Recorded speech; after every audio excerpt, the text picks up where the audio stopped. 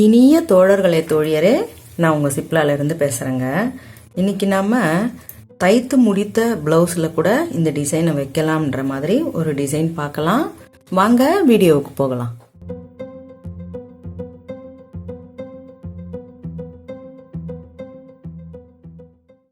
நம்ம எப்போவும் எடுத்துக்கிற மாதிரி சேலையிலேருந்து ஒரு 2-3 இன்ச் இருந்தால் கூட இதுக்கு போதும்.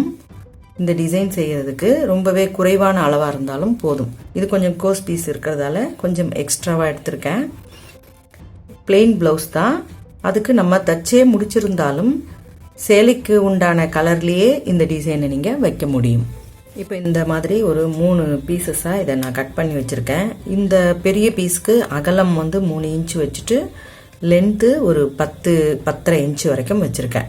அதே மாதிரி இதுலேருந்து இந்த லென்த்தை ஒரு 1/4 இன்ச் குறைச்சிருக்கேன். அதுலேயும் ஒரு இதிலேருந்து இதில் ஒரு 1/4 இன்ச் குறைச்சிருக்கேன். அதாவது இது 3, இது 2.25, இது 2.5 அப்படின்னு வச்சுருக்கேன். இதில் இருந்து இது 10.5 இன்ச்சும், இது 9 இன்ச்சும், இது ஒரு 7 இன்ச்சும் எடுத்திருக்கேன். இது சும்மா அந்த சைஸ் வாரியாக வர்றதுக்காக தான், வேற ஒன்றும் இதில் உங்களுடைய விருப்பப்படி கூட நீங்கள் ஒரே சைஸாக கூட வைக்கலாம். இப்போ இந்த கிளாத்தை நான் அப்படியே இதை மடித்து ஓரத்தில் இப்படி ஒரு தையல் போட்டுக்கிறேன்.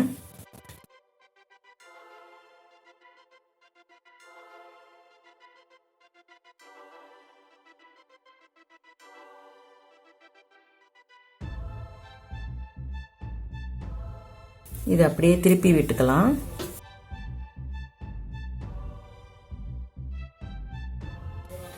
நல்ல ஒரு சமநிலையில் இதை சரியாக இப்படி லெவல் பண்ணி உள்ளே இந்த பிசுராக இருக்கிற கிளாத்தை ஒரு பக்கத்துக்கு அப்படி உள்ளே வச்சுட்டு மறுபக்கத்தை இதற்குள்ளே அப்படியே நுழைச்சி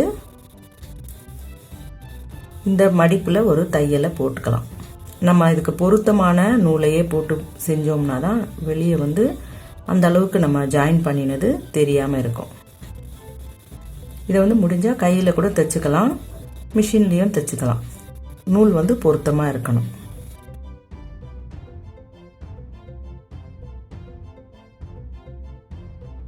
இப்போ இந்த மாதிரி நம்ம ஜாயின் பண்ணி வச்சிருக்கிறத இந்த தையல் இருக்கு இல்லைங்களா, அந்த இடத்துலையே நம்ம ஒரு ஊசி நூல் வச்சு இந்த மாதிரி இந்த பக்கமும் அந்த பக்கமும் வர மாதிரி கொஞ்சம் கொஞ்சமாக அப்படியே தைச்சு இந்த இடத்த அப்படியே சுருக்குங்க. நம்ம ரொம்ப அளவுக்கு அதிகமாக இந்த லென்த்து ரொம்ப ஜாஸ்தி வச்சுட்டோம்னா அதிக சுருக்கமாக இருக்கும். அது கொஞ்சம் நம்ம டிசைன் வைக்கும்பொழுது சிரமமாக இருக்கும். அதனால் ரொம்ப அளவுக்கு மீறி எடுக்காமல் மீடியமாகவே எடுத்துக்கோங்க. இது இப்படி தைக்கும்பொழுது அது அப்படியே சுருங்கிடுது பாருங்கள். இது மாதிரி ஹேர் பேண்டெல்லாம் கூட செய்யலாம். நான் பொறுமையாக உங்களுக்கு ஒன்று ஒன்றா சொல்லித்தரேன். இப்போ சேலைக்கு மேட்சா இதெல்லாம் அப்போது நாங்கள் கட்டாயமாக தைச்சிக்கிட்டு இருந்த காலம் அது. அதாவது சேலையோட அந்த நம்ம தேவையில்லாத கிராஸ் பீஸை கட் பண்ணி போடுவோம் இல்லையா, அதை வச்சு இது மாதிரி ரெடி பண்ணிவிட்டு உள்ளே எலாஸ்டிக்கை கோர்த்து முடிச்சு போட்டு அந்த சேலை கட்டும் பொழுது அந்த ஹேர் பேண்டை கட்டாயமாக தலையில் போட்டுப்போம். பின்னல் பின்னிட்டு அதில் கரெக்டாக அதை மேட்சிங்காக போட்டுக்கிட்டு இருப்போம். அதெல்லாம் அப்படி கொஞ்சம் கொஞ்சமாக குறைஞ்சி போச்சு. ஓகேவா? இந்த மாதிரி அழகாக தைச்சிட்டு இந்த கேப்பை ஃபில் பண்ணுறதா இருந்தால் எல்லா சுருக்கங்களையும் இணைச்சி தான் நீங்கள் பண்ணணும். ஏதாவது ஒரு பக்கம் மட்டும் நீங்கள் இழுத்து பண்ணிட்டீங்கன்னா அந்த ரவுண்ட் ஷேப் வராமல் இழுத்த பக்கம் உங்களுக்கு அணைச்ச மாதிரி ஆகிடும். இப்படி வச்சுட்டோம்னா இது மாதிரி ஓவல் ஷேப் மாதிரி ஆகிடும்.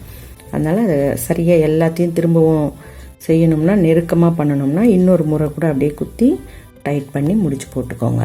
இந்த மாதிரி தான் நம்ம வைக்க போகிறோம். அழகாக ஒரு பூக்கள் இருக்கிற மாதிரியே, அந்த ரோஜா பூ இருக்கிற மாதிரி இந்த நிறத்துக்கு அழகாக இருக்குது பாருங்கள்.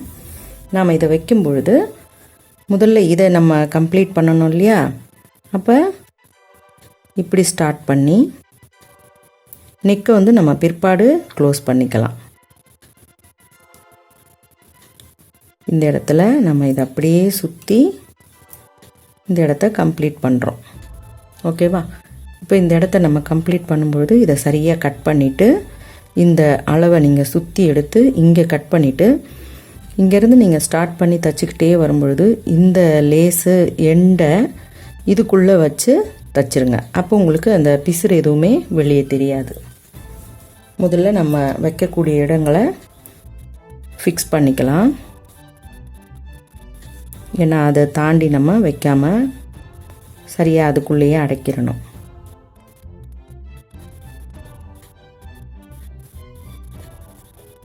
இடம் மாற்றி வச்சோம்னா கூட டிசைன்கள் வந்து கொஞ்சம் கொஞ்சம் அந்த மாற்றம் வந்துடும் இல்லையா?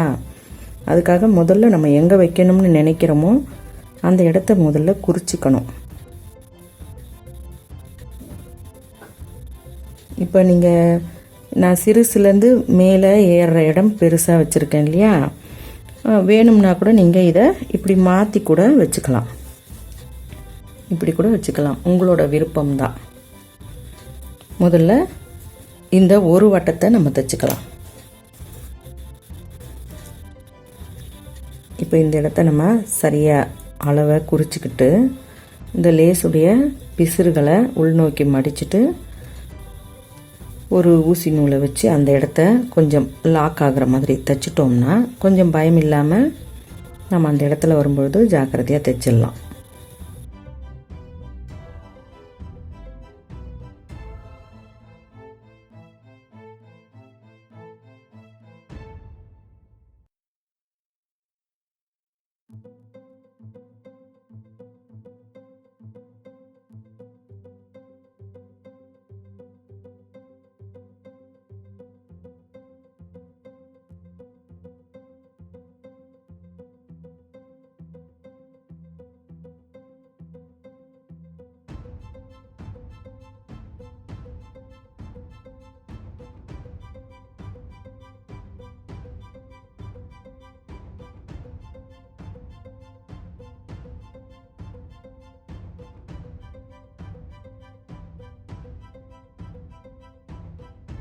இப்போ அடுத்ததை வைக்கும் பொழுதும் அதே மாதிரியே நம்ம அளந்து இதை தைச்ச மாதிரியே தைக்க போகிறோம். எல்லாத்தையுமே நீங்கள் இந்த இடத்துல இருந்தே ஸ்டார்ட் பண்ணி அதே மாதிரியே செய்யுங்க. இப்போ நம்ம இந்த எட்ஜஸ் எல்லாம் மறைக்கிற மாதிரி ஷோல்டரில் சுற்றியுமே சேர்த்து கொடுத்துடலாம்.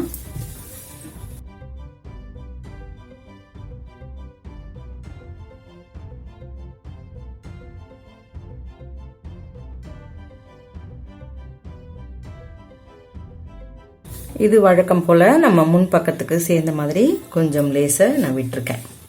இப்போ இந்த இடத்துக்கு பொருத்தமாக நம்ம ஏதாவது ஸ்டோன் அல்லது பேட்ச் ஒர்க் எதனா இருந்ததுன்னா அந்த இடத்துல வச்சு இன்னமும் அழகுபடுத்துங்க. அந்த இடத்துல நம்ம வச்சுட்டு அதை கையால் தைக்கணும். ஓகேவா?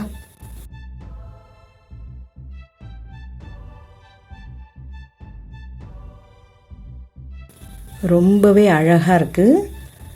இந்த டிசைன் எல்லாமே வந்து எம்போசிங் மாதிரி ஒரு மலர்ந்து வந்த மொட்டுக்கள் மாதிரி ரொம்ப அழகாக இருக்குது. உங்களுக்கு பிடிச்சிருக்கா? பிடிச்சிருந்தா லைக் கொடுங்க, கமெண்ட் கொடுங்க, ஷேர் பண்ணி சப்ஸ்கிரைப் பண்ணுங்கள். பெல் ஐகான் அழுத்துனீங்கன்னா நான் போடுற வீடியோஸ் உங்களுக்கு தொடர்ச்சியாக கிடைக்கும். மிக்க நன்றி. வணக்கம்.